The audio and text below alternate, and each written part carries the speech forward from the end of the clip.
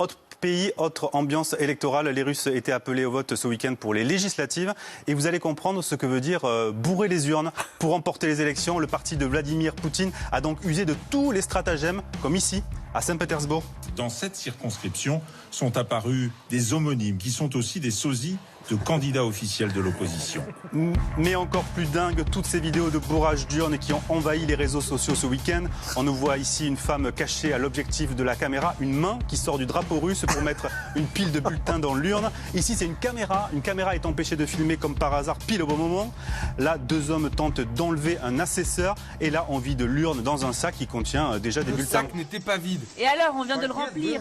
Mais vous dites n'importe quoi. Quand je me suis approché, vous vous êtes dépêché pour le bourrer. Ce président d'un bureau électoral a même tenté, avec l'appui de la police, d'avaler un document officiel qui atteste des falsifications. Mais je vous dis que vous avez modifié le document que je vous ai donné. Rendez-moi la feuille. Monsieur l'agent, s'il vous plaît. Monsieur l'agent, regardez ce qu'il fait. Ça ressemble à un énorme gag, mais en Russie, plus c'est gros et plus ça passe. Voilà comment la télévision russe a rendu compte de cette élection. L'ingérence des pays étrangers dans les élections en Russie a atteint un niveau sans précédent et une quantité énorme de fausses informations circulent. Une véritable campagne de désinformation a été organisée de l'étranger contre la Russie et contre ces élections.